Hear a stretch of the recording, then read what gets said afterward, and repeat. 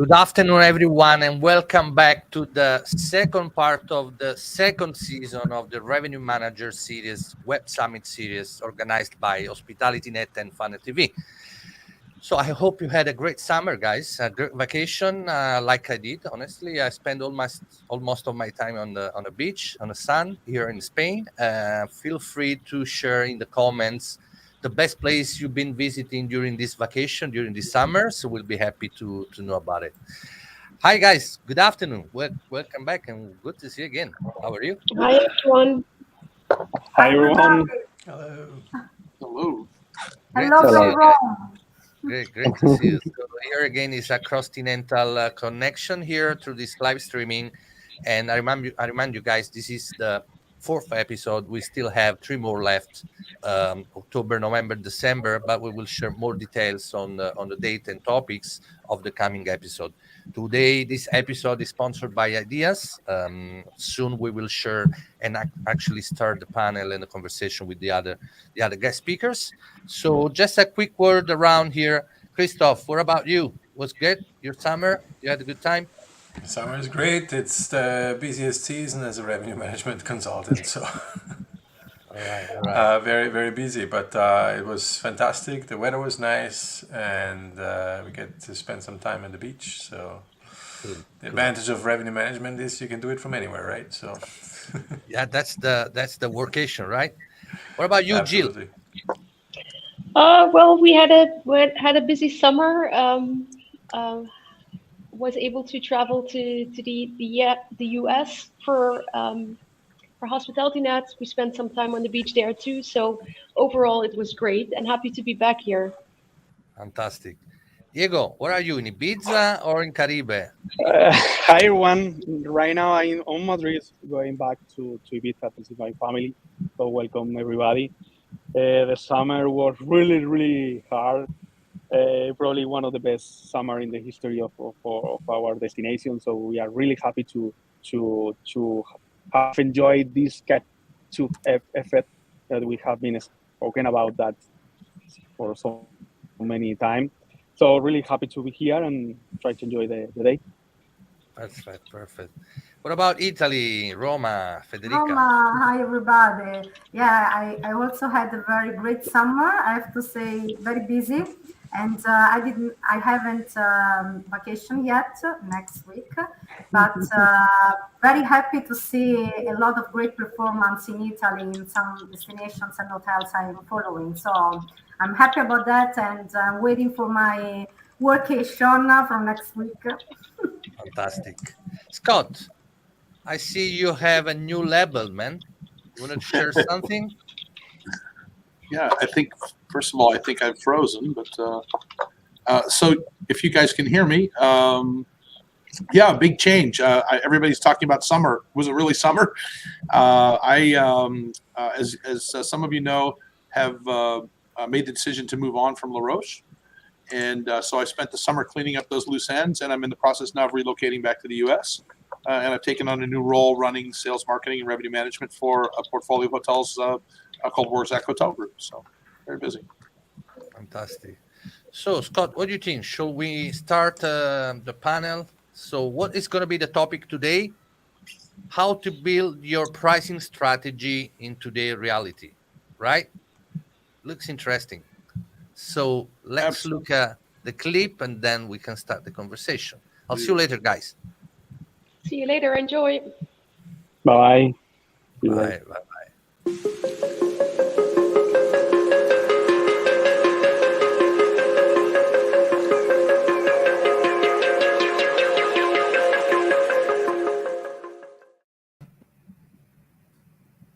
So thanks, Enzo. I am super excited about today's episode. It's great to be back, first of all, and this one's really interesting because we put together a really, I think, a fantastic panel today to talk about how to set pricing strategies in today's environment. A lot's changed, and we're starting to realize there's a new sets of best practices, and so we're going to talk a lot about that. And we put together a really exciting panel of folks that are dealing with hotels on a daily basis, which is great news. We're going to get some great current information from them. So let me not waste another second. Let me introduce them to you. First, I'm going to kind of go from what's on the bottom right or bottom left for me, but let me introduce Pablo Zambrano. Pablo's Corporate Director of Revenue Management at Decameron, all-inclusive resorts. So Pablo, just tell us a little bit about yourself and what you do at Decameron. So, hello everyone. Very nice to be here with you guys. Well, I'm the responsible and leader for the revenue management strategy at Decameron. Basically, Decameron is present in the Americas. We are an all-inclusive segment company with presence in more than 9 countries. So, very excited to be sharing our thoughts here. Excellent. Welcome, Pablo. Great to have you. Next guest I want to introduce is Digna Kolar. And Digna is the Director of Industry Consulting and Ideas. Of course, we all know who Ideas is, the sponsor of this episode, first of all, and also obviously a leading technology provider in the revenue management space. So Digna, we love the perspective that you have and the breadth of hotels that you get to see. But tell us a little bit more about yourself and your role at Ideas.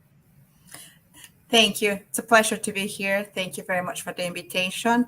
So I'm with Ideas. We work in the consulting team at Ideas. You know us very well for being that software company, but Ideas, we recognize that it's not only about the technology, it's about the people, the processes, and the technology, and you cannot separate them. So my role in the consulting team basically focus on that people and process aspect. We really support organizations to understand how they need to engage everybody and help them on the transformation when they adopt new technology. And even for existing clients, the uncertainty of the world, what is happening, all of that gives them the opportunity to rethink how we need to figure out our strategy next. And that's where we come to help them. So happy to be here. Very, very busy. Has been a very busy time lately with a lot of the clients struggling with staff. And that means more technology for us. So Definitely. And last but certainly not least, Luis Sabate, Head of Revenue Management and Commercial Strategy at Circotel. And Luis, same thing. Tell us a little bit about yourself and tell us about Circotel. Hey, Scott. Thank you. Thank you for inviting us. I'm the Revenue Manager, Director for Circotel Hotel Group. We are a Spanish chain based mainly. We have more than 100 properties in Spain. We used to have hotels also in LATAM. We're here today to talk about revenue management, what we like the most, right? Awesome. Thank you, Luis. Welcome to all the panelists. And like I said, super excited to have you guys here today. Before we jump in deep into pricing, I want to take advantage of who we've got assembled here and really just kind of give everybody a little bit of general insight into market conditions. Everyone sees a lot of hotels, and we all see different hotels. And so, let me start with you, Pablo. How's business? Well, business are running very well. Actually, most of our markets have been developing very good occupancies. So we can say that we have very outstanding recovery. These past or last months have been very good for us. Most of our markets have had, let's say, well, in South America, summer is not as summer as in the rest of the world, but we have all the holiday vacations. So in Ecuador, in Peru, in Colombia, but also in Jamaica, we saw very good numbers. Also in Mexico and in El Salvador. The trends that we are seeing, basically, we continue with very local, a very strong local demand, which is driving our revenues very, very, very high, and also our profits. So hopefully we are gonna, or we foresee very good trends in the next months to continue this performance that we are seeing in these last months. Awesome. And Luis, let me just ask you the same question. How's business? So far so good. It's going well. It's going pretty well. Increasing year-over-year room revenues from 2021, obviously from 2020. But even we're up in RevPAR compared to 2019 by almost 20% in a few destinations like Barcelona, Madrid, North Spain. So it's not about the demand that it has increased year over year, but also ADR. So here, what we're looking at is at an increase of profitability compared to 2019. This second quarter of the year, it's been great. June, July, August, it's been like crazy. We've been working like crazy with occupancies above 80%, 90% throughout the chain. First quarter wasn't that good, although because we had the last big wave back in December, January. But yes, after Easter, we have seen a considerable increase in demand and also in ADR and RevPAR, and so in GOP par. So yeah, it's looking good. It's looking good, and no signs of any change in the near future. So we're happy. Excellent. Excellent. And Dagon, let me ask you, I mean, you have a really cool role, right? You see a really wide spectrum of hotels, Yes. A really, really broad spectrum of markets, obviously, probably more than all three of us combined, even though we all see a lot of hotels. So I'm just kind of curious, like, you know, what's your take on the state of the industry? What if I ran into you in a bar and asked you about hotels, what would you say? Oh my gosh, it's a roller coaster, I call it. I mean, there's regions that we start seeing a lot of strong demand last year. I mean, they had an amazing summer last year, and this summer continues to be strong. Everybody's kind of like, well, we thought it was going to slow down. We don't see that one yet, especially here in the US. But I have other markets where there's certain aspects that are impacting the demand. I mean, yesterday there was an announcement about Japan setting up some new restrictions. So it's basically now with visa restrictions, which is kind of like now constraining again the demand because people will need to go through the whole process, isn't it? Then you hear about Europe, what's happening in Europe, kind of like there's that uncertainty that impacts a lot of the demand. So we have seen kind of like from a very strong demand overall, I would say like it's very positive.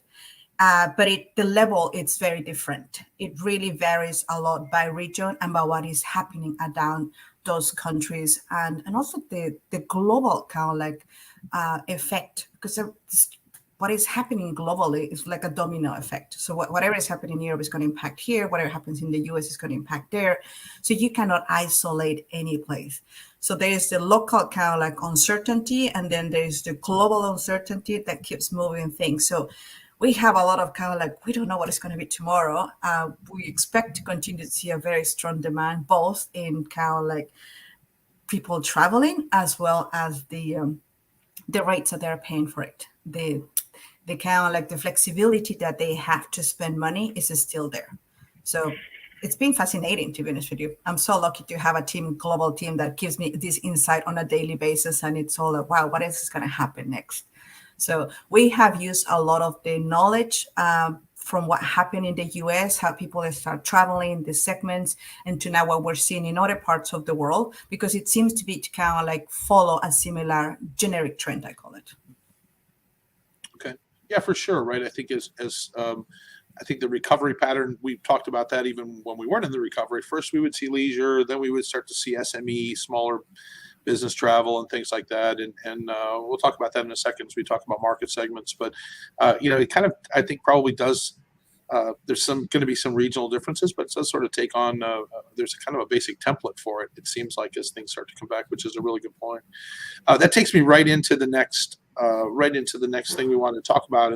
And that is that, you know, in all three of those answers, what came up was different markets are responding differently right now, that the timeline is different for them, and there's other factors. And so, Pablo, let me ask you first, like, you know, what do you feel like is driving that big difference in the how markets recover, and how does that come into consideration when you're setting a strategy? Like, how does it come into play?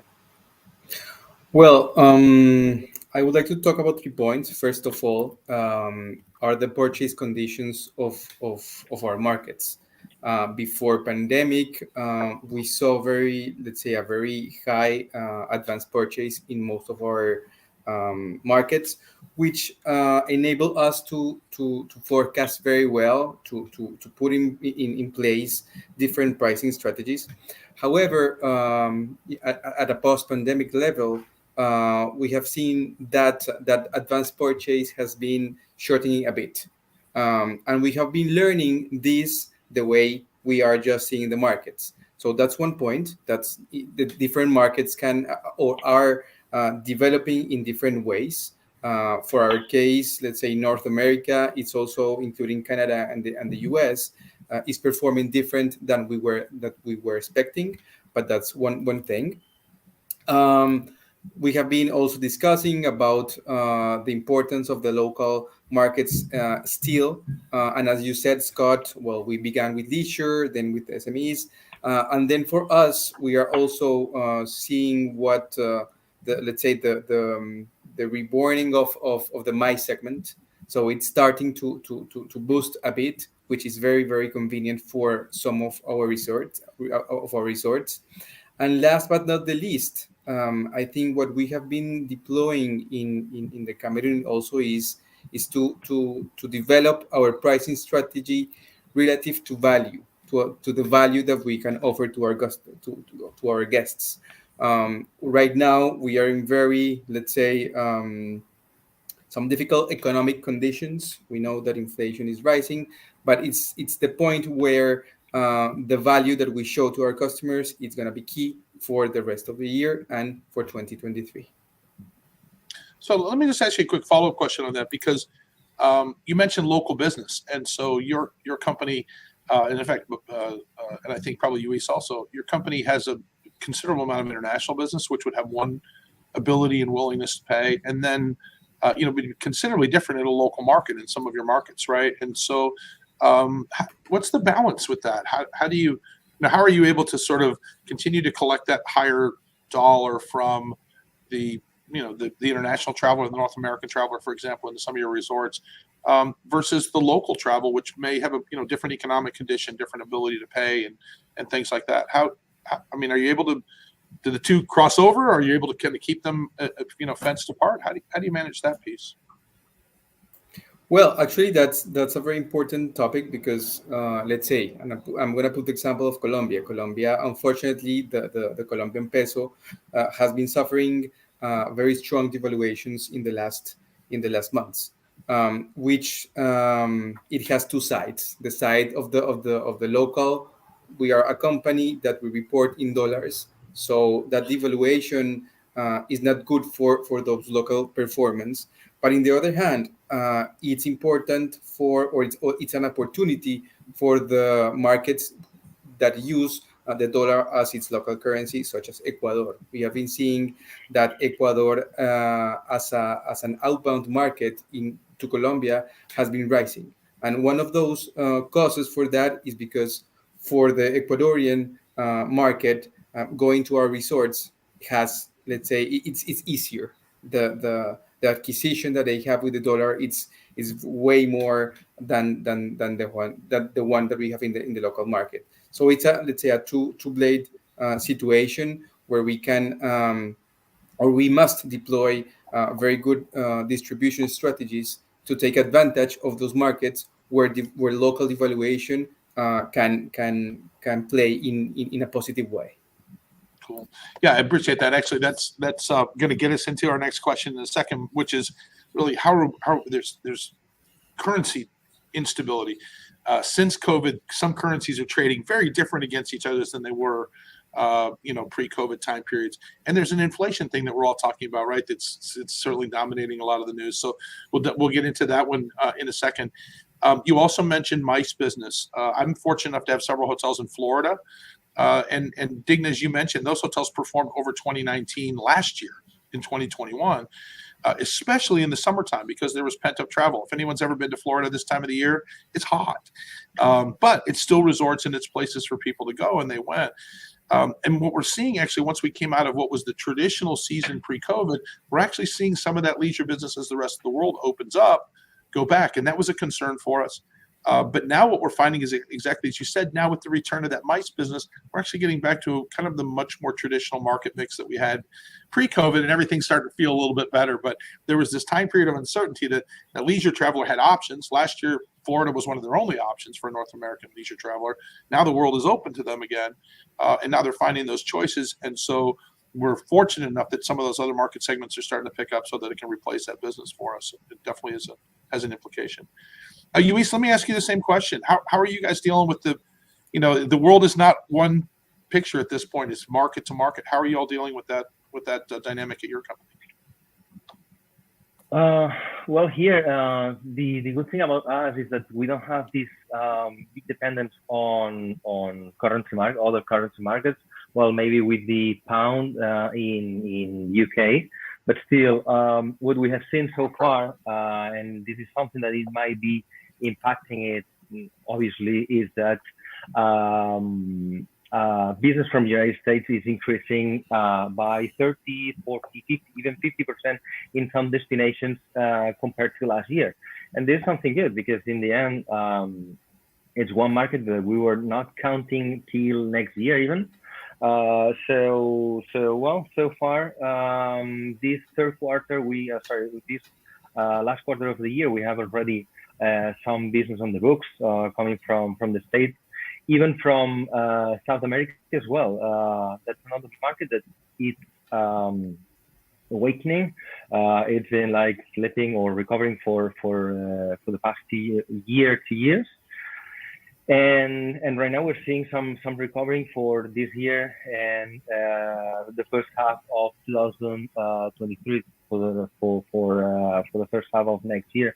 So well, these are two markets that they were an existing market for us since here in Spain what we had is local market, obviously like all of us had in each country, but also like neighbor countries like France, Italy,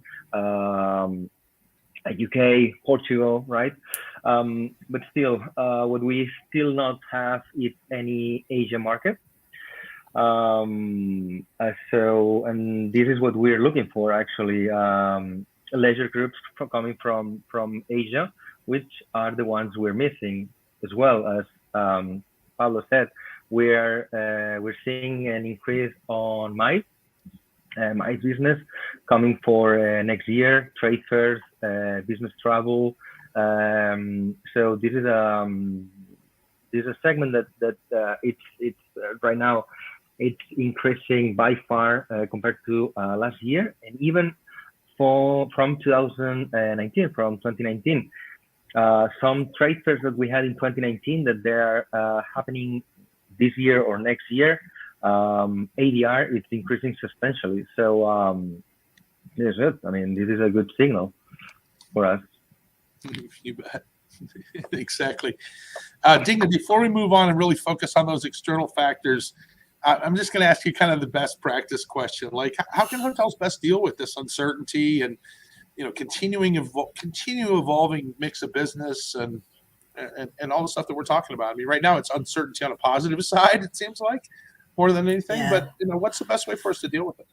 I mean, don't forget that we kind of like, this is going to continue. The first kind of like recommendation is like, don't forget that the market segments are going to continue shifting kind of like in the next coming months. And we don't know for how long, but you can expect that shift in kind of like the demand of the different market segments and the behavior of each market segment is going to continue.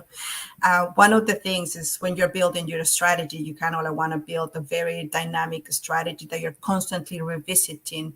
Okay, what is my optimal business mix for the next kind of like short period, and then revise it again. And keep in mind as you're revising that strategy, factors like what the competition is doing. Hotels that were not focused on leisure now, they had to shift to that. But now as MICE and other segments, groups coming back, they are kind of like again shifting their strategy, and that will kind of like impact the demand available for your own properties, as well as kind of like what else is impacting the economy. I mean, a lot of the people talks about kind of like the US traveling outside. Why? Because last year we traveled domestically because that was kind of, we feel safe, kind of like traveling within the US. This year now we're more comfortable and confident going outside. Plus the prices are helping us a lot. The strength of the dollar against the euro, or kind of like just airline tickets. I mean, you think about kind of how much it costs to travel domestically and how much it costs to go internationally. It's not a huge gap for all of the different reasons that you can imagine.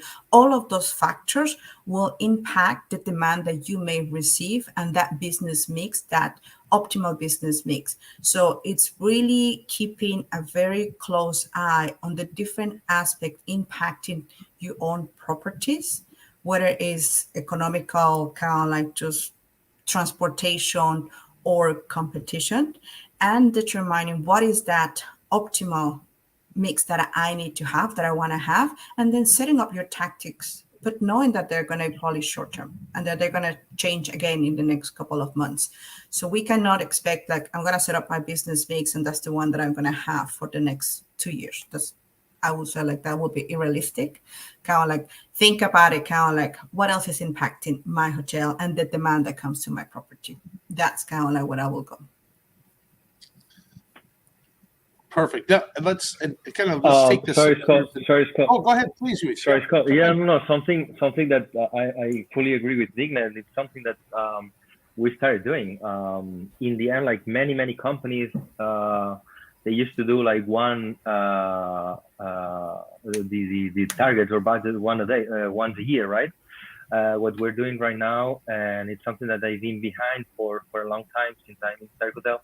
It's like rolling budgets and revising these budgets every 3-4 months.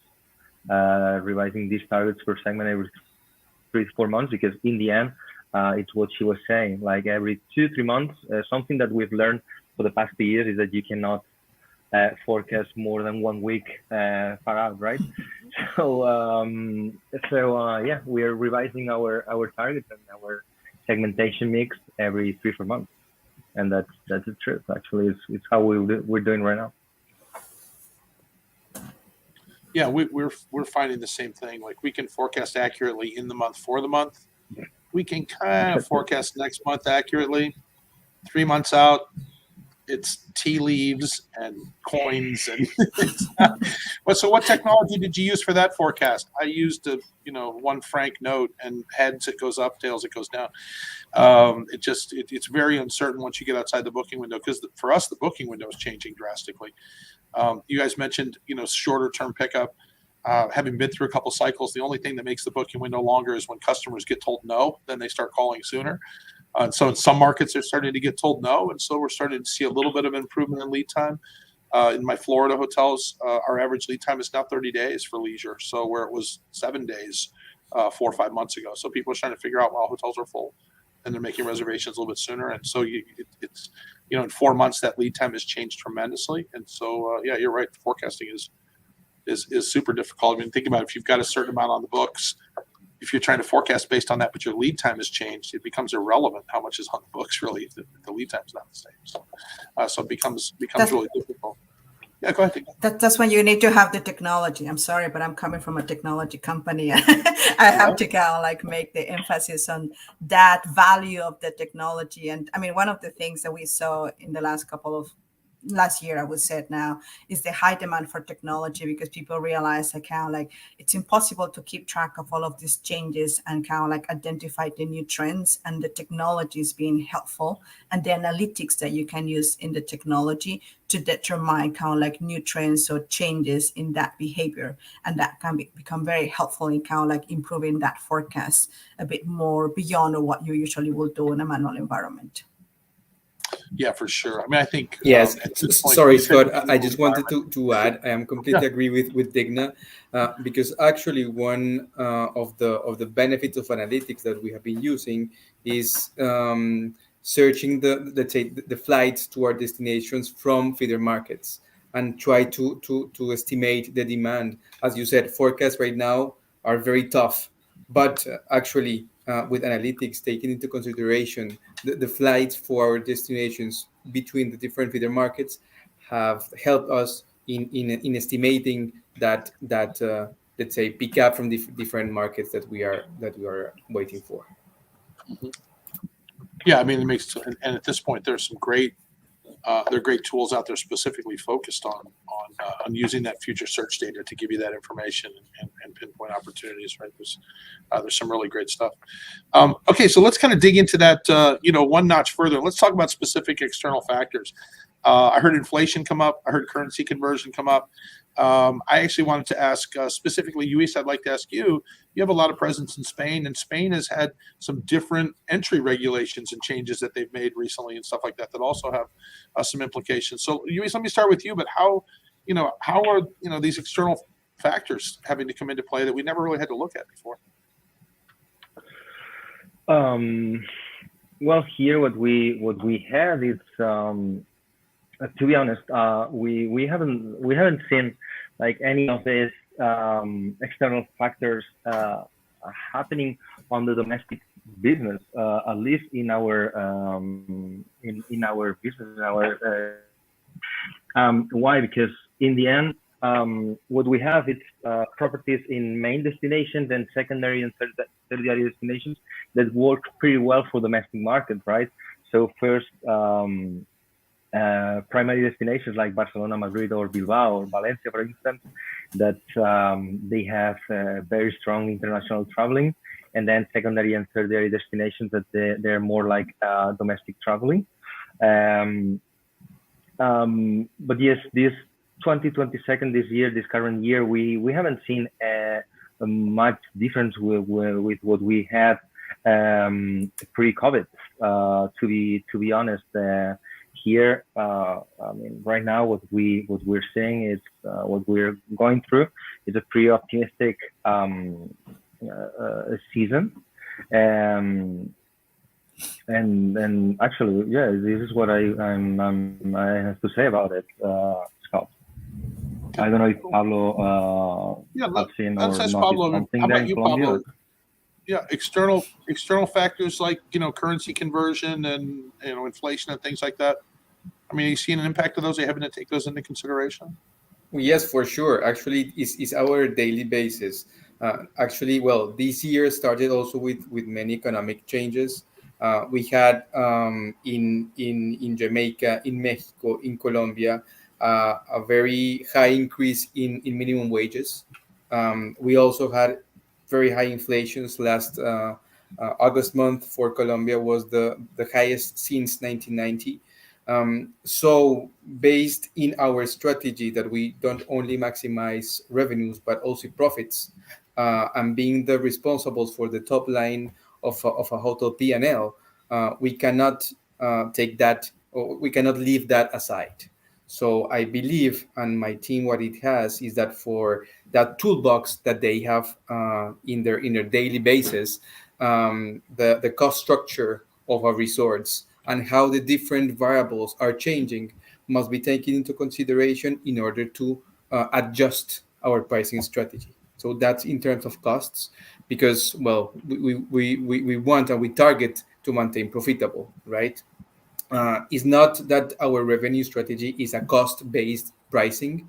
We are still in a demand-based pricing, but having these very high shifts in costs, well, means that we have to adjust also our pricing strategy.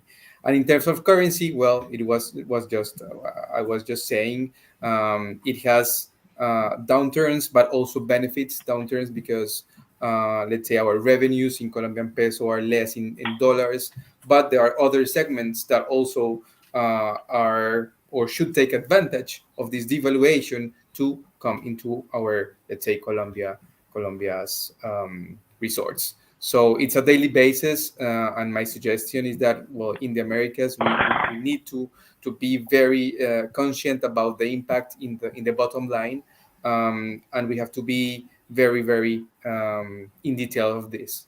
Also, when we talk about pricing, different markets have some regulatory also impact. Let's say in Colombia right now we have an exempt VAT in our hotels. For 2023 we don't have that exemption, so automatically the price will increase. This year in Mexico for Vallarta we had an increase also in the VAT. The last week we have a new tax in Los Cabos. So everything has to be taken into consideration for our pricing strategy. And now, Digna, let me ask you kind of the broader picture question. Which of these, I mean, there's obviously some stuff that's having an impact, right? Which ones are the important ones? Depends on which region you are. But all of them is how they impact the sentiment and the price elasticity of the clients. And that gets impacted differently depending on the acquisition kind of like power they have. Like kind of like was mentioned, isn't it, in Colombia, because the Colombian peso might not be that strong for them, kind of like an increase will kind of like hit them harder. In the US, you still see a lot of kind of like, yes, we can see the inflation and the prices going higher and higher and higher, but it's a high understanding. It's a very good level of understanding of clients of like, yep, that's what is happening, but I still have some savings. So I'm still willing to travel and spend. So I'm willing to enjoy a holiday somewhere and pay for it. The value perception is another thing that was impacted a lot during the COVID, kind of like what we value. And customers have that perception of the value that I get from a holiday with my family, with kind of like my friends. That is kind of has price, and that means there is price sensitivity is probably less impacted. So I'm more willing to spend money. And I want to spend the money. And I know it's expensive, but I'm willing to. You're seeing different things in different parts of the world.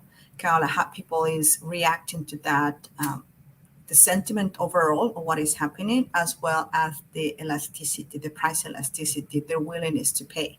In general, and I think that's a global kind of like factor that we have seen, people is willing to pay more for that experience. I mean, COVID was a very traumatic kind of like for a lot of personas, whatever, because it was within your family or with your close friends. But we were kind of like, I want to enjoy more. And that means that I need to spend my money and enjoy more my time with some people. And that impacts kind of like your willingness to pay. And even though we're seeing inflation kind of like hitting everywhere, or kind of like prices raising right and left, you still see people kind of like willing to spend.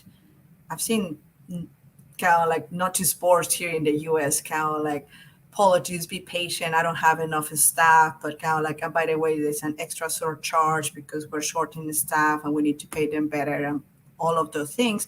And people is very happy to go and pay for them. Why? Because I still want to go and have the service. I know I will need to be patient, but I'm willing to pay. And that is basically the factors that are impacting the way you need to price. So when you think about your pricing strategy, you need to consider how people has changed in terms of the perception of the value that you're providing, and then how much the change is on the willingness to pay. Again, that's going to change. If we continue to see those inflation rates in different countries, it's going to definitely going to impact you, but we need to keep it kind of like very fresh. What are they saying? Clear communication, transparent communication, collect all of that from your customers. They will tell you. They will kind of like, I'm always kind of like incentivizing my clients to kind of like go and talk to your client, because they have changed. You cannot assume that it's the same client that used to come. Even if it's the same persona, the circumstances have shifted on that persona. And so their sentiment, the willingness to pay, the willingness to stay longer, all of that. And we need to know that one from them. Kind of like we can review a lot of statistics and surveys that are taking place that are trying to find out that shift, so that we can have price better or kind of like more accordingly too. And of course, protecting your bottom line, because at the end of the day, we all run a business and everybody knows that. We are running a business here. It's not a charity. So we need to keep that kind of like bottom line healthy, I call it, despite all of the cost that is increasing right and left. Exactly. So let me, I mean, and we'll kind of just go around the group. And Ding, I'm going to come back to you to start with this, but how do we deal with, I mean, obviously there's more pricing power, right? There's all kinds of news about inflation. People, as a willingness to pay is going up. I think people really learned that they value their leisure time over COVID, right? When we lost it, we learned that we value it. And certainly the willingness to pay when we first opened things up was amazing, right? People were paying incredible amounts of money for, not great experiences, probably most likely. But how do you deal with that? It's nice to talk about that on a macro basis.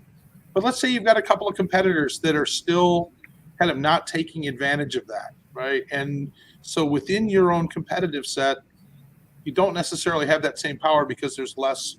There are sort of more affordable options. People that have not necessarily moved their pricing. So, I mean, can you still take advantage of it? Are you more encumbered? Obviously, we can't go tell in most countries you go to jail if you go tell your competitors to raise their prices. So that's not the best idea. So how do we deal with that? Some of the markets that it's actually the operator that's lagging behind, not taking advantage of the stuff we're talking about. Yes, I think it's a message account, like, and that's when the whole repositioning in a property account comes into place.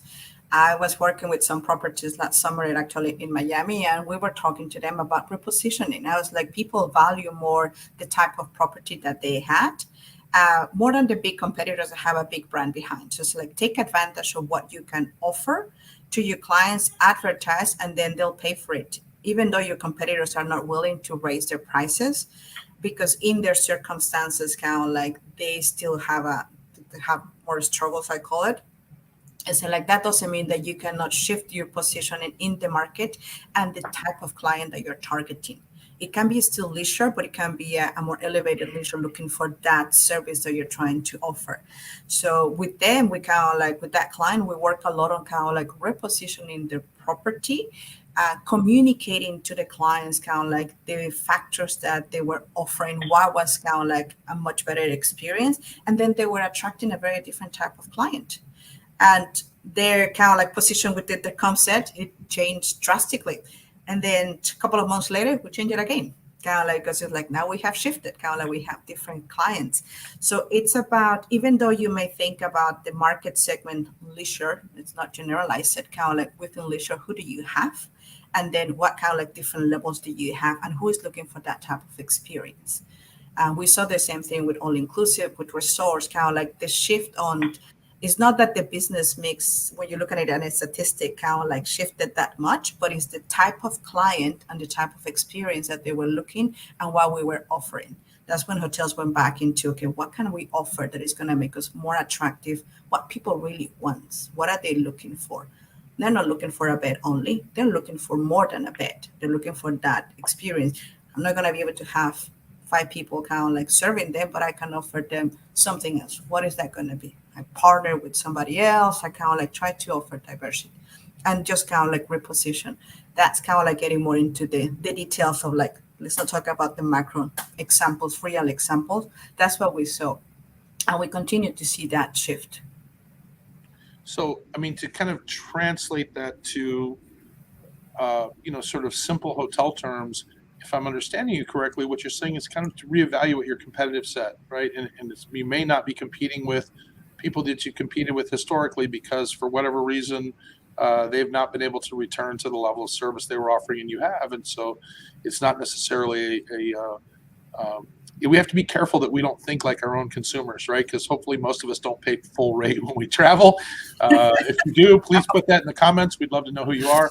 But yeah, there's a piece of that that's really kind of an adjustment, right, in our own mentality in terms of who we compete with. And let me just, before we move on from that, Luis and Pablo, I'd love for you guys to chime in terms of how that's evolved, right? In terms of who do you see even other markets that you envision yourselves competing with that perhaps you didn't envision yourselves competing with several years ago? This is yes, Scott. It's a nice question, and again, I totally agree with you guys because in the end, the example that you have put on the table, Scott, 3 properties on the same concept and 2 of them, their price elasticity is between, I don't know, $10, $20, euros up and down. In the end, what we have seen is that what it makes the difference is the quality. And on the other hand, and something that we have learned, and this is something that I've been applying since, a long time ago, is that you don't need to focus your price strategy on your competition, but on your demand. Yes, and if your demand is increasing, even though the price of your concept they're not moving, you need to move your price up, and you need to yield. Yeah. And on the other hand, something that we have also done in a few cities and in few areas where we have properties, it's revising our concept again. Yeah, because something that we've seen is that some products that pre-pandemic they were great products because of the lack of maintenance, lack of implementation of capex, and so on. They had a downgrade. The product has downgrade. So and it happened to be that some properties that we thought or they used to be our direct competition, they're not anymore.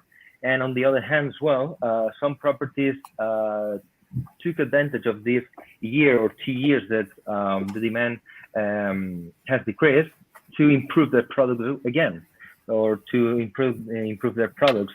So they're not our competition or our direct competitors anymore, or we have to follow them and increase and improve our product again to so we can follow their track, right? This is something that we've seen and we've been doing for the past 6-7 months. Review again our competitive set for every single city. Yeah, for sure. I think it's definitely the case. I know that for us, we've become super aware of who has activated the group market segment, the MICE market segment, and who hasn't. It's really interesting. I definitely the senior member of the panel, so I'm going to take advantage to talk about old guy stuff for a second. And what we're finding is that from the MICE market segment perspective, 2017, 2018, your best property attribute was you had availability and you were willing to offer them rooms. But that's changed right now. Just about every hotel would take most of those groups. And so we're finding a real return to sales. And we're finding a real return to relationship building. And we're finding a real return, before the planner was happy to get availability. Now the planner sort of wants some assurances that you appreciate their business and everything, because everybody's chasing it instead of just one or two hotels. And so I'm finding actually that we're sending unique and interesting proposals again, where before we just emailed a price and we got a yes back and that was it. Now we're actually delivering stuff. The days of dropping off cookies is coming. All that's coming back, and kind of fun, kind of an exciting way. And that was sort of the transition. And I'm going to ask you first, Pablo. But we've really in most of this discussion we're talking about retail prices. We're talking about bar rates. But it's not the only segment we sell, and there's a lot of success to be had underneath that. So let's talk a little bit about some of the other segments that we're finding that are activated, and how can you tap into those and manage those properly. So Pablo, that was kind of the beginning of a conversation you and I had. So let me start with you. What other segments are turning on now? It's not just leisure. Yeah, sure. Well, this brings me also to a trend that we have seen is that in some of our resorts we have negotiated pricing with tour operators or with agencies in different markets. Some of these agencies or tour operators have reduced their flight frequencies and thus have impacted let's say the production that usually they did. So actually we had to react and we had to see which other segments actually could give us the production that we were waiting or expecting from those two operators, basically Canada, some sort of the United States, and we find in OTAs, let's say, part of that solution, and basically in the US. So it depends, of course, in the market share of a resort, but also we saw an opportunity because we find in those yieldable segments a very good opportunity to raise our ADR, to give more inventory to segments that before we had with negotiating pricing. So I think although we had very, very difficult times in pandemic, we have made the best of it. And in each difficulty, we have found an opportunity, which is in our hands to take it or not. Excellent. And Luis, how about you? A little more. You have some more domestic hotels, so I'm sure that you're starting to see some, negotiated corporate business come back like we are, and some things like that. How, what segments, outside of the sort of, retail rate, What else is driving business for you? Right now, it's obviously corporate has stopped for the summer, but we're seeing a strong recovery now in September, as it used to be. I mean, at least here in Europe or in the properties I've been managing for 10, 15 years I've been doing this. I mean, people that never book a room in August for September, everything, it comes like a huge wave at the beginning of September. This is what we're seeing right now, right? But corporate demand, it's increasing. Although what we have seen, it's a migration from their corporate rates to, I mean, right now they are reserving many corporate demand. It's reserving through third-party channels, which is costing us a fortune on commissions, and it's something really difficult to find out, right, or to track. And this is a huge job, huge work that our sales department has to work on, right? Identify those reservations that they used to have a corporate rate and try to attract them and try to sell them their corporate rates again, right? So that instead of having to pay a commission to a third-party channel, they just book through us directly. So corporate, it's back. MICE is back. Not as much as we would like to, but well, it's seeing a recovery.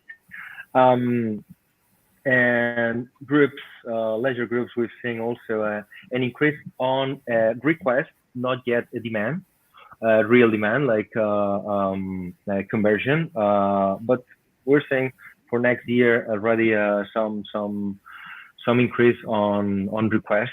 And also what we've been focusing on, it's on a segment, right? I mean, it would be a sub-segment, sport groups.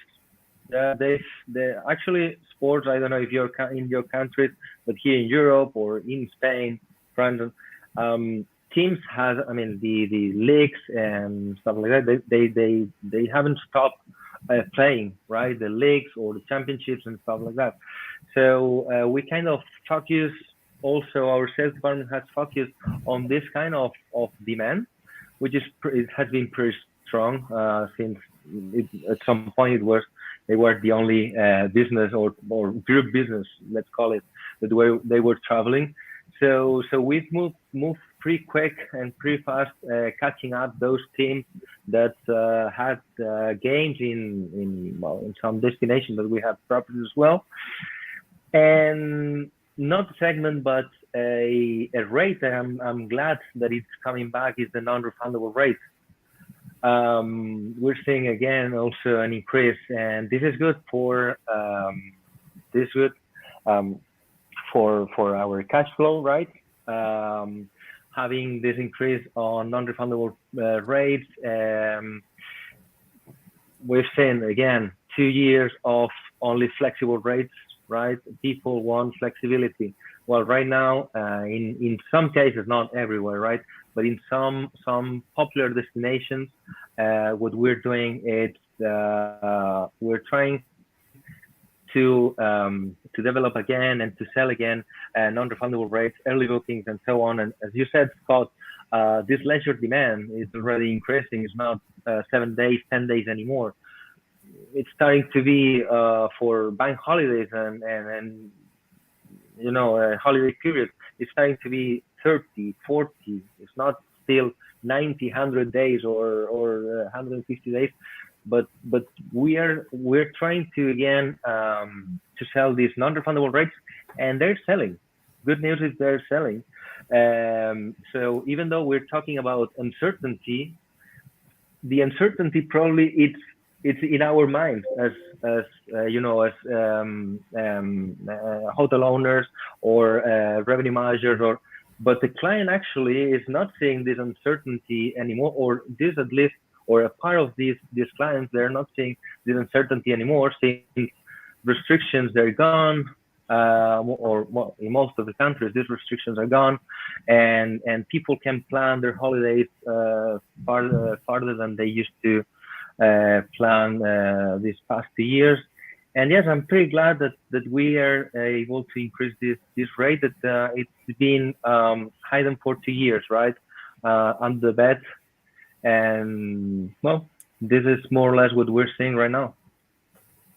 Yeah, I think we're actually seeing that same impact across our portfolio. And I think if there's any impact of uncertainty right now, it's actually consumer uncertainty about prices continuing to go up. So advanced purchase is actually pretty attractive, right? You lock yourself in, and everything's then controllable. Where we saw this summer, as the summer progressed, at least in the U.S., Stigna, you mentioned that airfares continued to go up, and domestic airfares.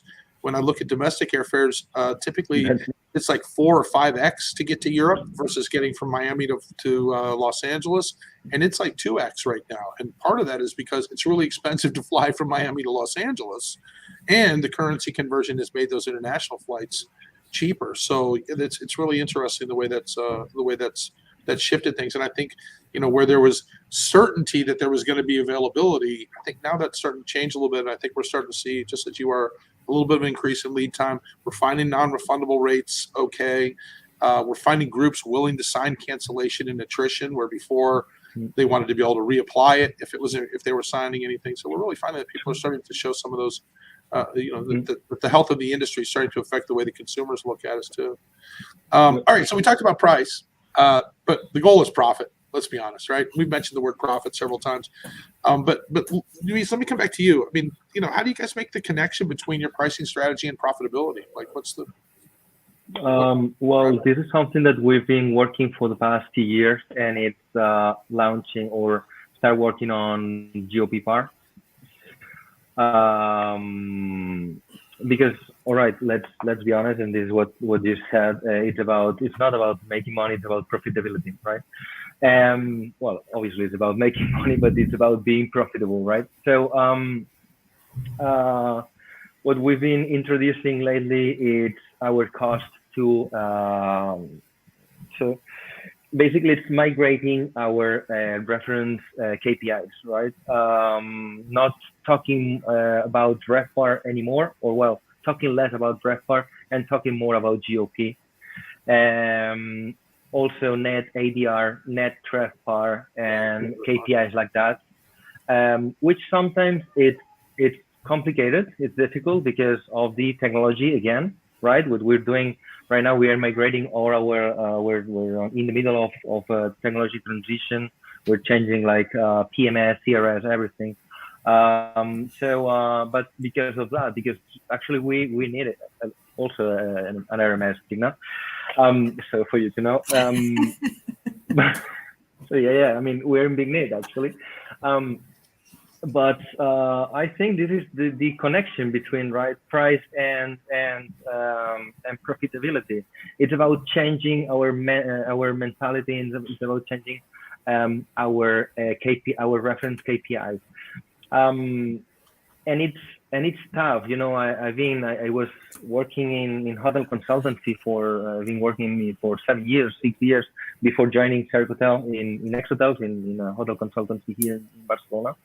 And I've seen many properties, and I've seen many PMSs, and most of the PMSs, they're not giving you the data that you need to be able to track or to be able to get to this net TRevPAR, net ADR, and so on. And that's the truth. And that's the truth in our industry. We all talk about future. We will all talk about technology. But the truth is that the 90%, 85% of the companies worldwide, they're not ready to talk about profitability. And this is what I've seen.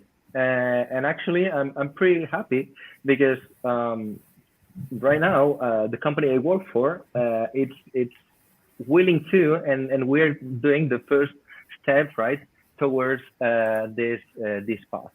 And here's the connection, right? To understand what's your watermark, understand how much money do you have at the end of the day in your pocket, and then we can talk about sales. But what is important here is talking about profitability and GOP par. Well, sorry about this pitch, but it's something that I've been talking lately a lot. But I hope this answered the question, Scott. It does. It feels a for little me, bit like, I don't know if you guys remember total hotel revenue management, right? We talked about that. We talked about that. Wonderful how much we talked about it. I'm not sure how many of you are involved in your restaurant pricing, but probably most revenue managers still are not practicing total hotel revenue management. that's it. But the net RevPAR That's thing is similar to that, right? We've all been talking about it, but getting to it is it's a much bigger challenge, right? To really get to the number, and there's some companies doing some pretty cool stuff with that. I mean, there's some individual operators of hotels doing some stuff with that. There's some service providers doing some pretty interesting stuff with that. But I agree with you. I think it's often discussed and not so often achieved. Exactly. Let's put our hands on, right? Yeah. So Pablo, you mentioned one which is really interesting to me as well. You mentioned a big impact, right, is intermediated business, right? The OTAs and third-party business and the impact that that's having. And I'll tell you, it is growing their share, right? All of this money that they spent pre-COVID in advertising, initially when leisure started to come back, they were such a huge source for so many of us. And because they owned that customer, right? They had created their own loyalty, and especially in the leisure segment, they created loyalty. And it's evidence. I operate a portfolio that is mostly Hilton and Marriott franchises. And I'll tell you that the approach towards the OTAs in 2018 by Marriott versus the approach towards the OTAs today is extremely different. Now they're partners. It's no longer Darth Vader. We don't play the Star Wars music in the background whenever we talk about them. Now we're partnering with them to the point where Expedia is powering Marriott Vacations website, right? So talk about, I mean, that's the family member you hated that now you're your roommate, right? And so it's really interesting how that's evolved. But you mentioned it, Pablo. So let me give you an opportunity to speak to that a little bit in terms of, that increased intermediated business, right? You're going to pay that commission. So the demand pool is larger. So can you just raise the rate with everybody? Because you probably have a rate parity implication with all of that. Or how do you deal with the fact that the customer is paying the same amount, but because of how they chose to buy, you're getting 25% less, right? Well, hopefully in most of our resorts, let's say our direct share, it's a very important part of our source of business. However, in those markets where we had a very big negotiated segment, and let's say no yieldable, is where we are finding an opportunity with OTAs. So of course we have to take into consideration the commissions, as we just mentioned. We have to be profitable minded in revenue management. But if this taking into consideration the commission helps to increase your ADR, we are in that game. We all know that OTAs invest a lot in marketing. Actually, Booking and Expedia, they are changing the way also they list the hotels, not only into price but also into value and experience. So that's important to price relative to value and not to price relative to the concept. So some people believe, as you said, well, OTAs is the enemy. It's not the enemy. If you discuss with these guys and if you go to some targets, if it could be very, very good to your hotel if you are in the strategy of changing also your distribution into a most profitable numbers for your resort or for your hotel. Excellent. So Digna, I'm going to do this. Enzo came on. That means we're almost done. But let me give you the final word. Let's say I'm sitting in a hotel right now. I don't have as much business as I want. How can I find these different, like, how do I find another source of business? How do I know that there's something out there? We certainly don't want to chase something that doesn't exist. So how do I decide what to chase? I'd say the collaboration will be key. Something that we've seen, and I recommend a lot of the hotels, is like it's collaboration among all of this commercial kind of like team. We've been talking here about within the revenue management, but like you need to align with your marketing and your sales team and agree on kind of what are we going to target? Where is the market? Let's research what is the opportunity, and then how we all going to tackle the same opportunity with the different kind of like tools and practices that they have. But collaborative efforts at the commercial level as well as the operational level, because you also need to kind of like keep your clients happy and make sure that operations is where we're targeting this client. This is who we're bringing to the hotel, how we're going to keep them very happy so that we retain those clients. So there's a combination of marketing helping us with their tools and practices, sales kind of like reaching out to that client, revenue setting up the right price that is going to be attractive to that client, considering the price elasticity, and then operations servicing. So that will be kind of like the short answer to this. Cool. So Enzo, Digna and I are going to continue our conversation in a minute, but before we say goodbye to the two gentlemen, let's take advantage of it one more time. And so Sure. Luis, let me start with you. One final word of wisdom that you want to leave everybody with in terms of what we talked about today. Keep your eyes on your booking windows. Keep your eyes on your future projections, and don't spend much time on over reading the numbers right now, because in the end, the uncertainty that we have 6 months out, 1 year out, it doesn't give you it would never. I mean, it wouldn't give you extra information. So I would go for 1, 2 months out, 3 months out rate strategy.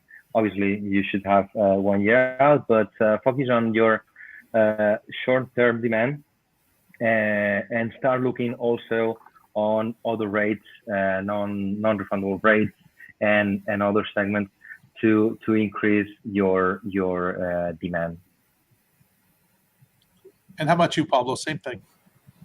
Well, I'm going to be short. For me, the outcomes is dynamism. We need to be with all our eyes into what the markets are changing, the market dynamics, the market trends, the economic situation, the regulatory situations. And most important, let's have fun doing revenue management. Let's have fun optimizing revenues, optimizing profits. And thank you very much. Awesome. Well done. Thank you, gentlemen. Thank you very much. Really appreciate it. Enzo, I think pretty good panel, right? Pretty nice discussion. So yeah. So cool, great discussion, especially when it comes to profit. And I'm quite surprised about what Luis was saying, that many companies out there are not really providing the right KPI, and it's the time maybe to get a demo presentation of ideas. Maybe they can help you, Luis. All right. So thank you, Pablo. Thank you, Luis. Thank you, guys. And I hope to see Thank you you, again guys. in our live streaming. Bye, guys. Thank you. Bye-bye. Bye. All right. So let's wait a few seconds, Scott, then we can start. okay. All right.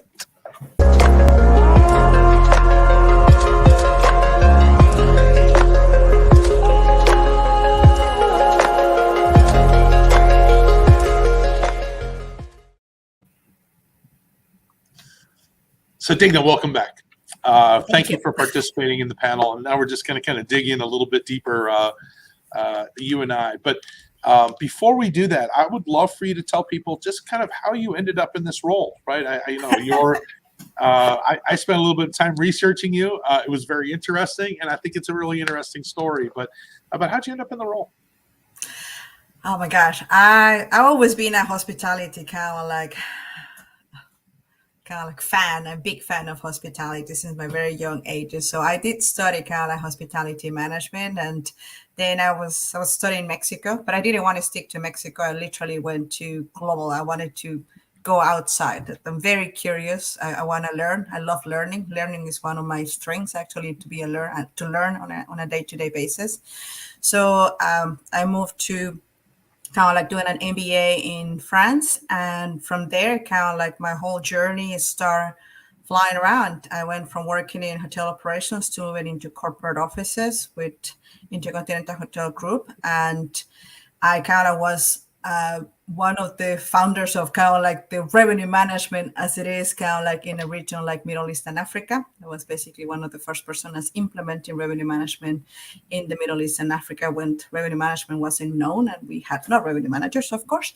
And not only was it challenging because of the new topic, but it was also challenging because we didn't have the people in a region where there's a lot of money, but they just kind of like were confused about all of the subject. From there, I moved into a global role, kind of like getting focused more into pricing and implementing an adoption of pricing. And that was a fantastic experience, but I was missing the connection with the region. So I ended up moving to Japan. All of that working basically very closely with hotels at the corporate level, being that advocate, being that persona that is introducing something new to hotels, had to get more money, had to be more profitable, working with owners, asset managers, and so on. And from there, I was kind of like, hey, I've done a lot, but it's all been in the IHG world, which is kind of like fantastic. They gave me a great opportunity, but I wanted to now know the other brands. And that's when the consulting kind of like opportunity came up. Ideas introduced the consulting division around 15, 16 years ago, because they realized that it's not only the technology. When people complain the system is not working, it's usually not the system. It's like any piece of technology. It's more about how the people is using it, how they kind of like are adopting that new technology. So I came to the Americas. I came back to the US, and I was kind of like in launching consulting services as part of ideas for clients, multiple brands, independent property, luxury properties, big brands, and so on. So we start creating more and more services. How can we help individuals adopt that technology, really use the technology, maximize the use of the technology? I always kind of like make reference about it's like an iPhone. How much of your iPhone do you use? Kind of, you know the capabilities of an iPhone, but in reality, how much do we use out of that technology? It's the same thing. We create this fantastic revenue management technology. It's there, but people is not using it because they are not ready, or because the data that we have, because the other parties are not ready. So my role kind of has grown. I went from hotel revenue management consulting to airport parking. I did a lot of airport parking as well, because we introduced a system for the airport parking. So I moved into other areas, function space, bit of F&B, revenue management as a consultant. As a consultant, I always help people set up the foundations. Because I always tell them, if you have the good foundations and the good understanding of what you need to do, anybody can do it.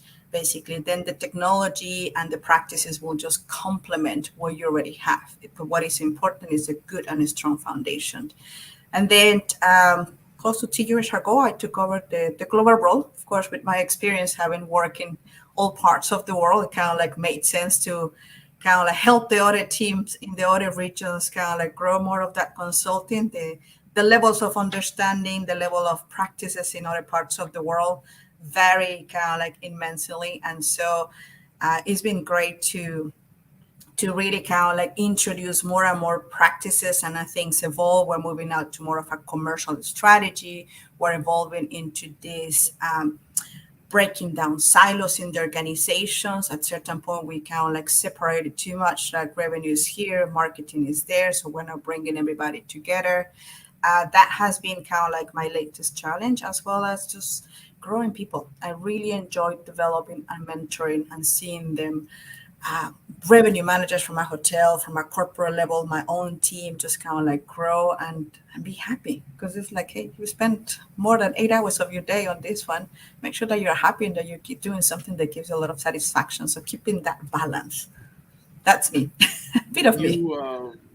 You mentioned sort of different cultural acceptance of revenue management as you move around the world, which I just want to ask you a little bit more about. As we talked about earlier, recently returned from Switzerland.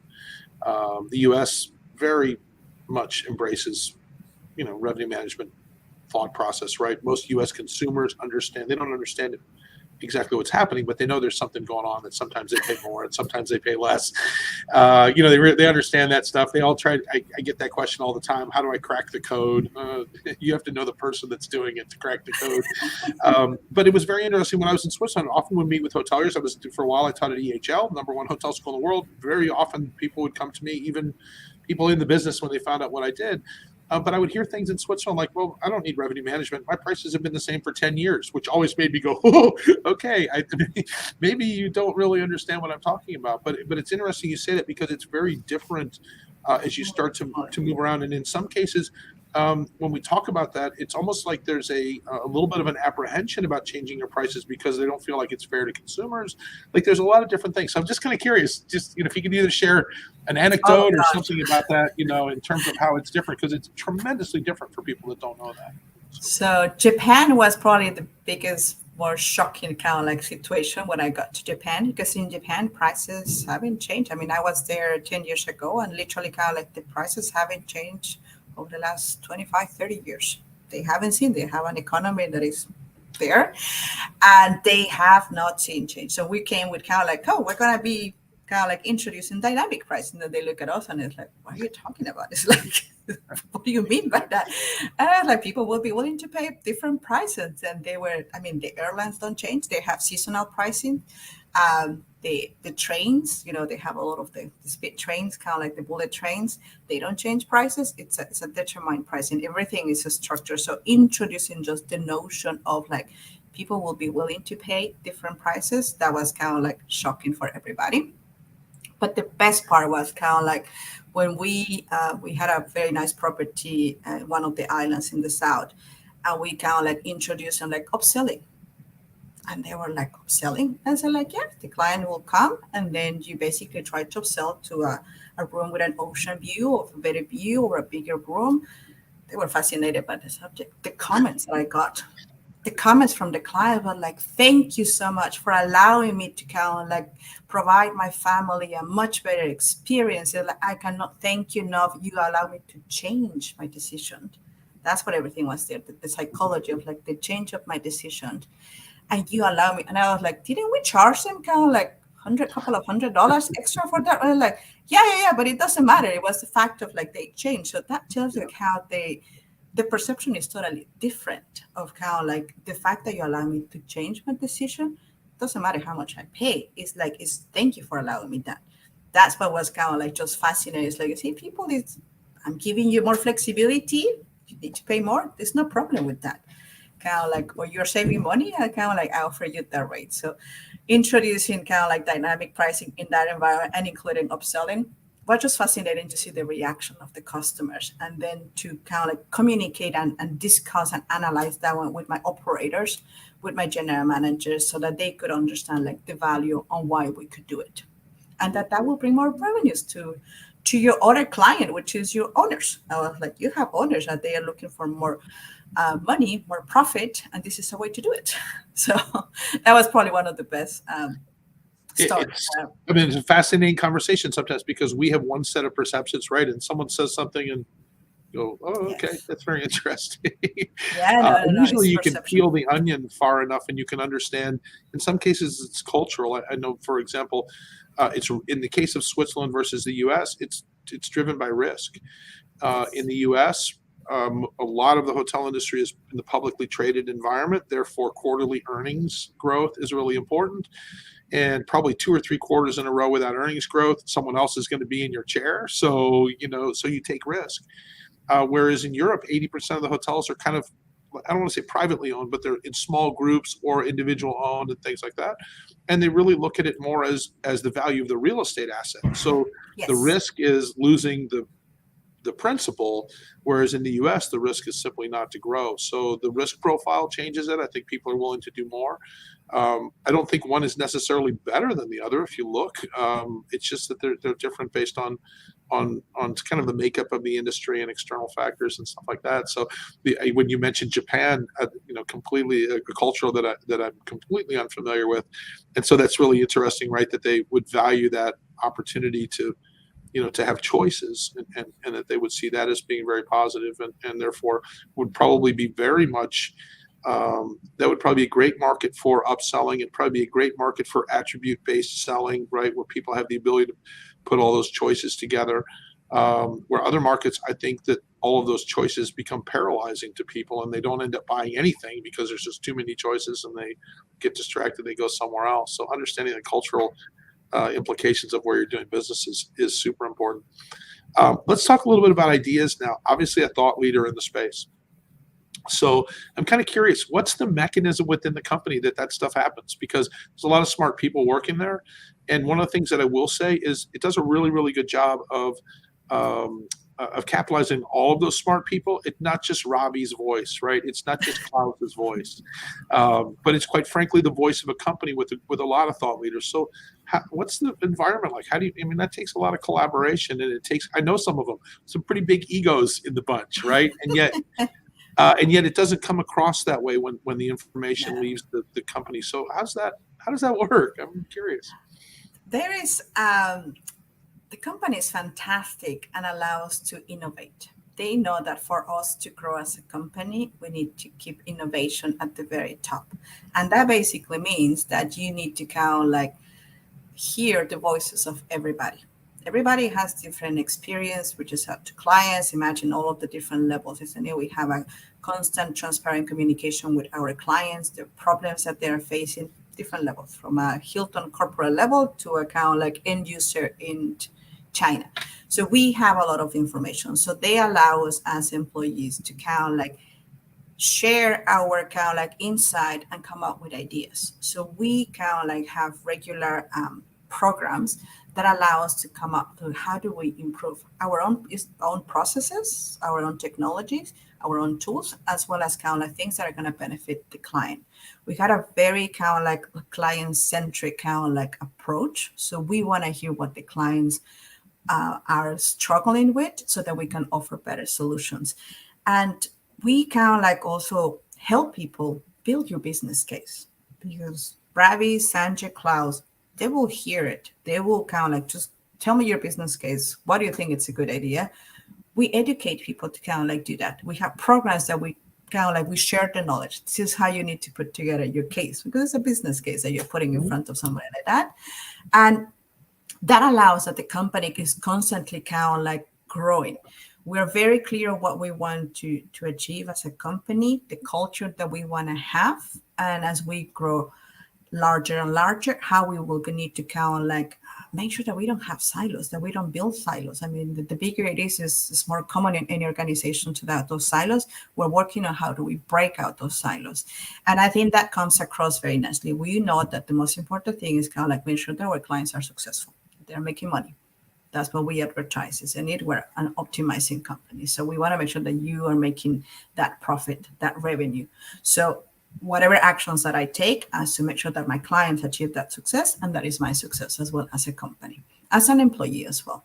So it's very interesting. I always seen ideas. We are a big company because we're part of SaaS, but we are like a small company within SaaS.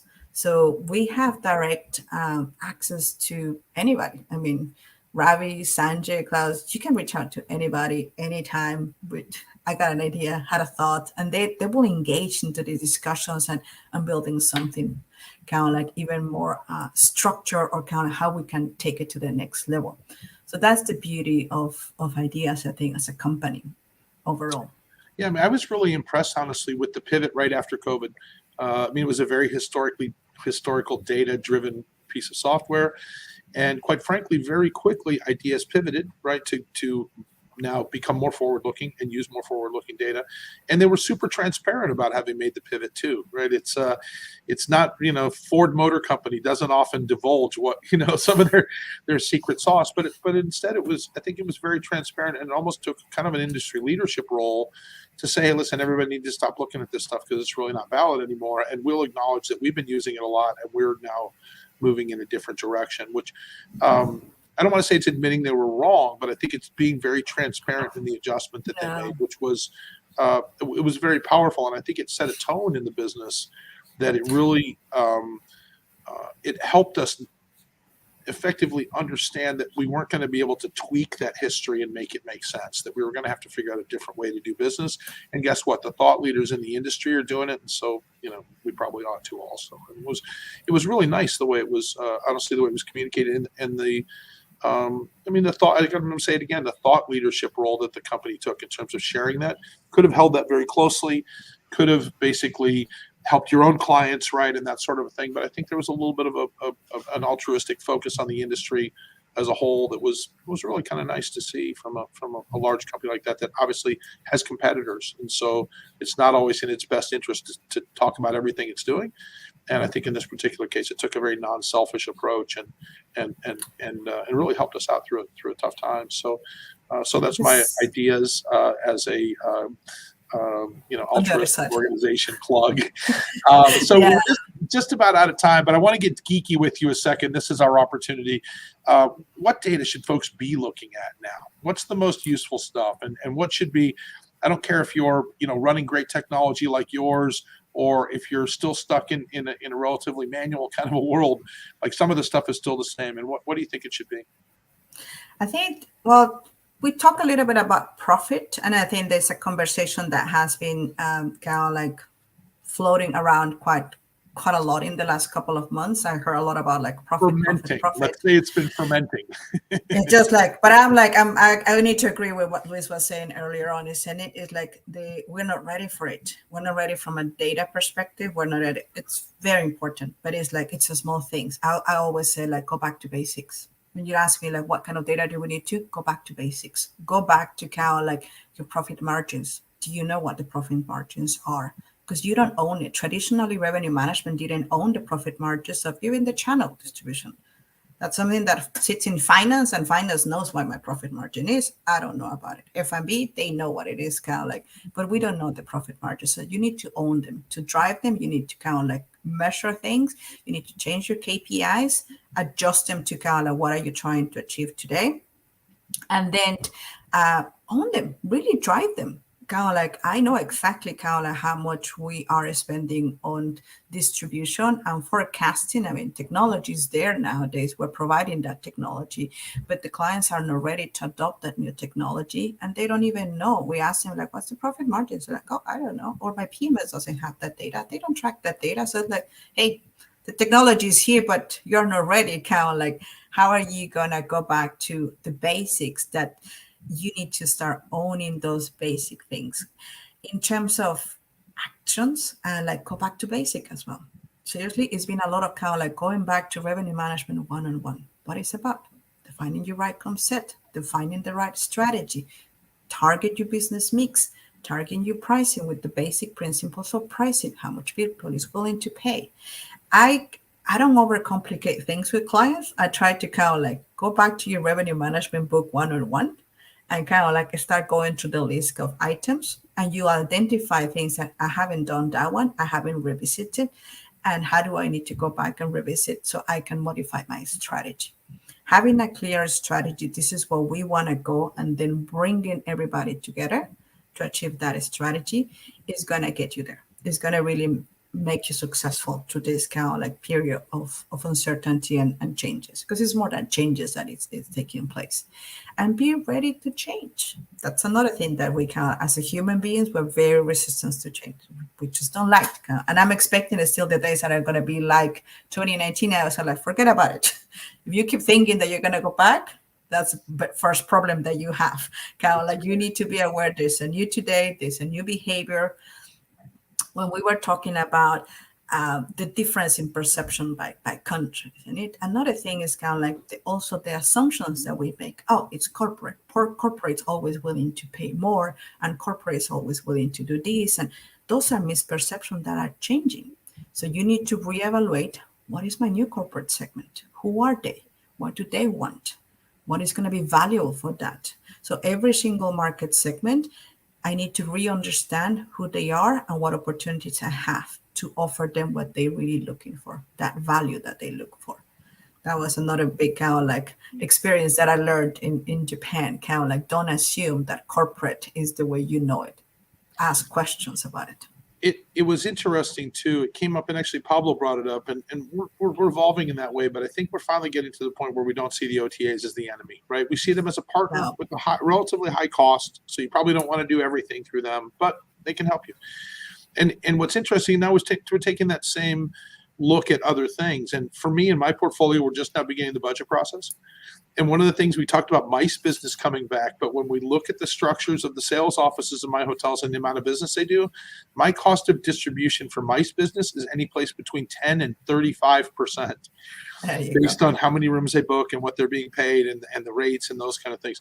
So direct business is wonderful, but at 35%, I might as well sell it all in the OTA package path, because it's going to make me more money, 10% is fabulous. That's a regular travel agent commission. I'll take that all day long.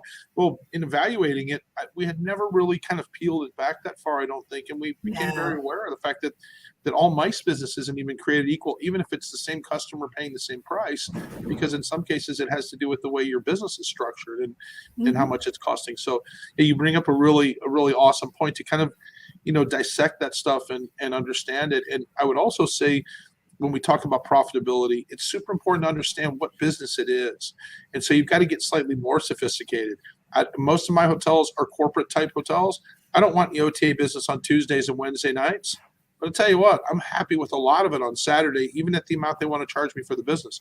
So if I can understand a way to position myself that, there's with the brands I have, there's enough, Tuesday, Wednesday peak direct business that the OTA business I sell is really part of the relationship that gets me the weekend business that I need from them, not so much the business that I want necessarily. And so now you've got a whole different implication in that sense too. And that, for Sunday night business in most of my hotels, I'd gladly pay 35%.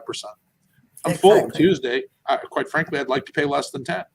So that understanding, now you're talking about not just the channels and all of their costs, but what do they give me that's good and what do they give me that's bad? And almost all of them are not going to give you the ability to shut off what you don't want and take what you do. So now you have to come be really, really nice, right? I would say not yet. I would say not yet, right? Think about that one. It's a partnership that is evolving. We can't begrudge them their right to make money, I think, right? I mean, it just is what it is. They're a business too.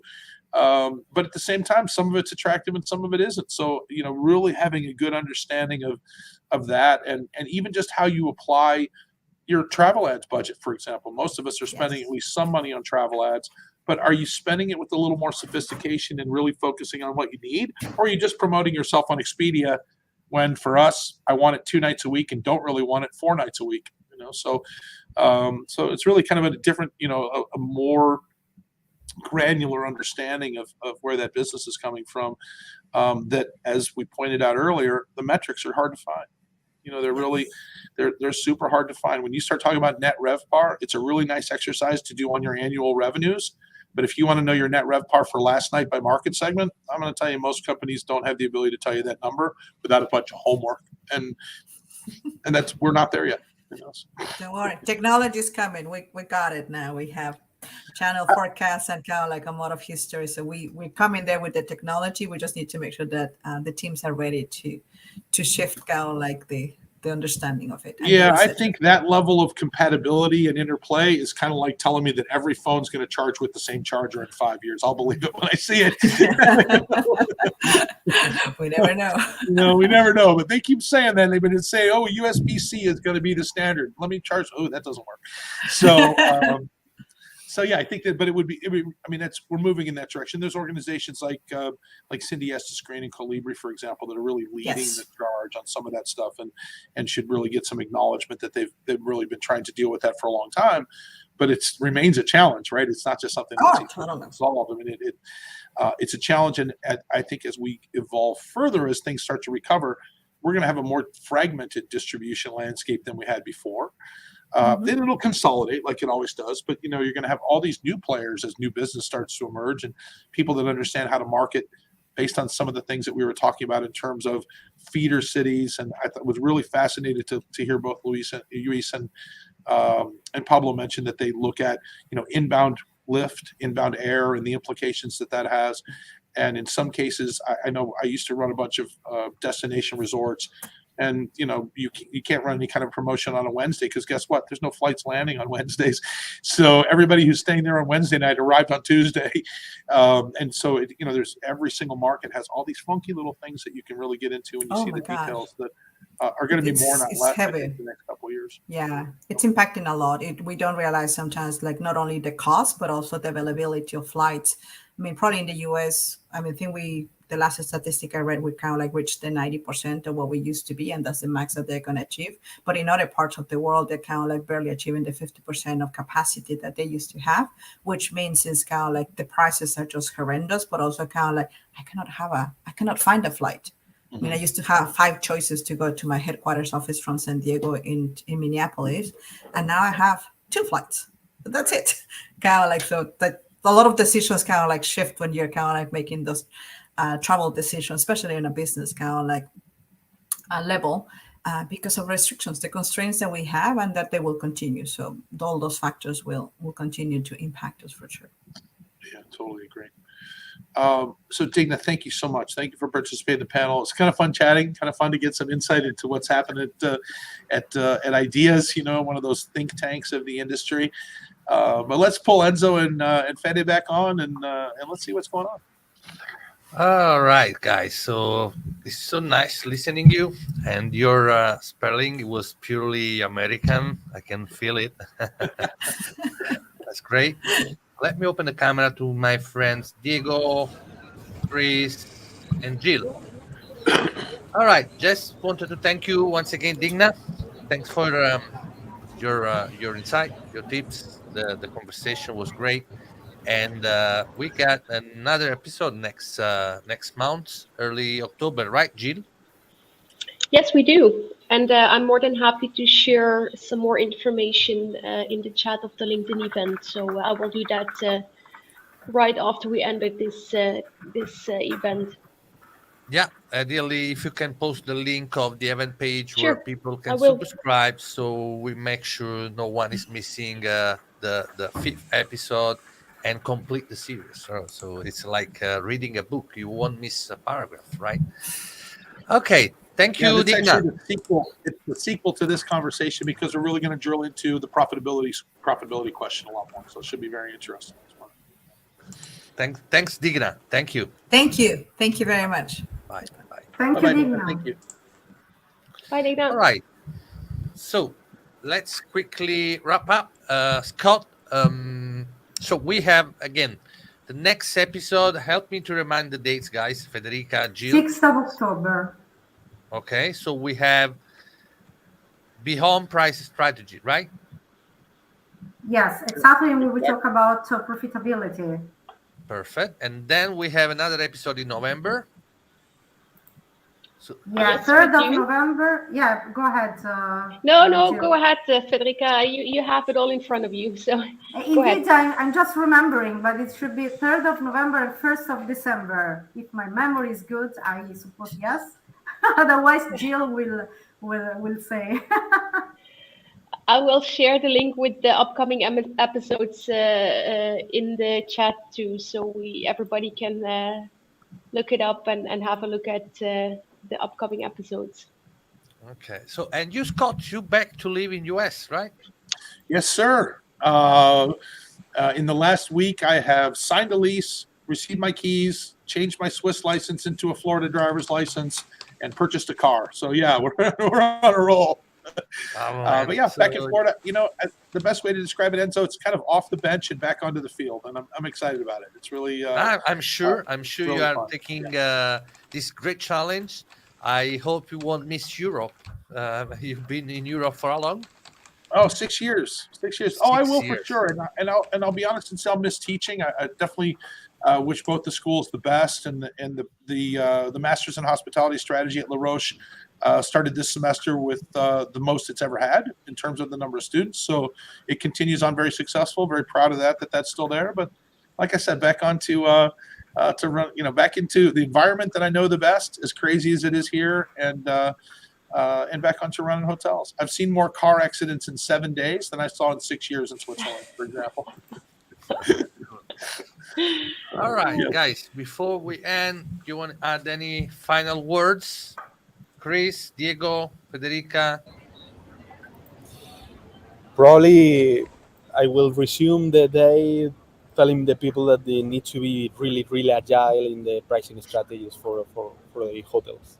I mean, we are in a very completely complicated world in terms of distribution and sales strategies. So you need to be really, really agile and use technology for that. Chris? Yeah, 100%. What I liked is that even in today's discussion, we touched on how important it is to focus on profitability, even in the pricing strategy. That's I think a really important point where we need to focus on, and analytics will help us to understand our numbers much better. So next episode is definitely going to be very interesting as well to kind of transition from the pricing to the profitability. So looking forward to that very much. I totally agree with you, Chris. I think great star report, bad P&L is a discussion of the past, right? So I think that we've got to make those two things work together. Yeah. All right, guys. So I'll see you the 6th of October. I wish you great evening, great afternoon in the other side of the globe, and bye. Stay All right. on Thank air. you all. Bye bye. Bye. Thank you all. Bye. Bye bye. Bye. Bye bye.